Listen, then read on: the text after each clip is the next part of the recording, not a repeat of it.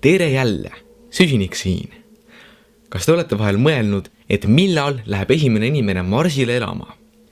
Või et millal hakkab lendama kosmoselaev marsruudiga Maa, Marss, Maa?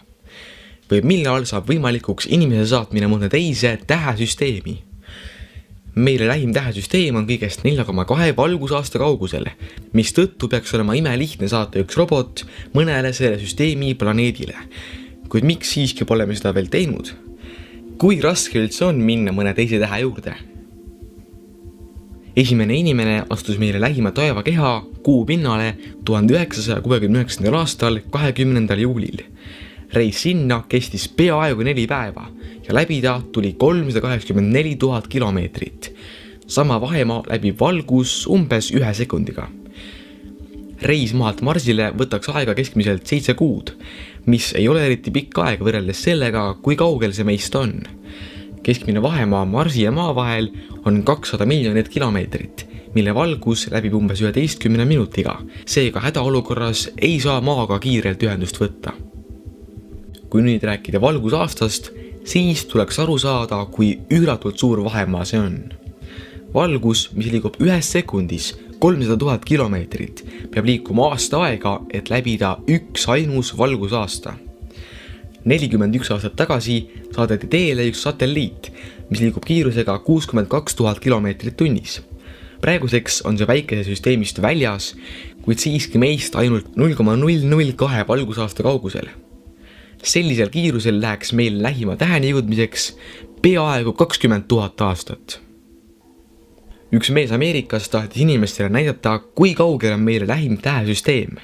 Ta tegi meie päikesesüsteemi mudeli, kus pani maakera päikesest 1 meetri kaugusele ning sellel skaalal jäi peale päikese lähim täht Alpha Centauri Maast 200 kilomeetri kaugusele. On küll mõeldud teha programm, kus elaks mitu põlvkonda inimesi kosmoselaeval, et siis viimane neist edukalt teisele planeedile jõuaks. Enamus neist sünniksid, elaksid ja sureksid sealt laevalt lahkumata. Kui lõpuks see viimane põlvkond inimesi sinna planeedile jõuaks, võiks juhtuda midagi väga halba. Sealt planeedilt võidaks eest leida teised inimesed, kes küll lahkusid maa pealt hiljem, kuid tänu uuematele tehnoloogiatele jõudsid sellele planeedile kiiremini, mis tõttu oleks kogu 230 põlvkonda, kes sellel esimesel kosmoselaeval elasid, raisku läinud. Sellepärast ongi raske mõelda, millal tuleks esimene inimene teise tähe juurde saata.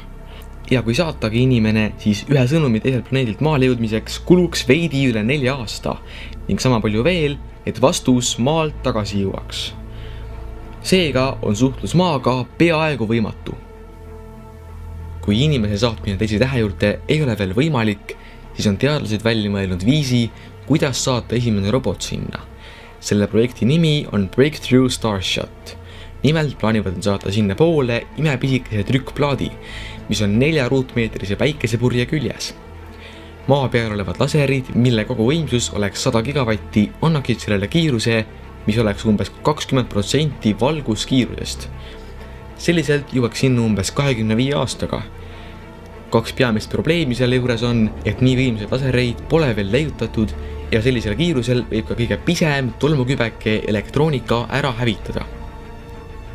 Praegu jääb tähtede vaheline reisimine veel kaugesse tulevikku, kuid loodetavasti astub inimene ühel heal päeval mõnele teisele maasarnasele planeedile. Suured tänud vaatamast!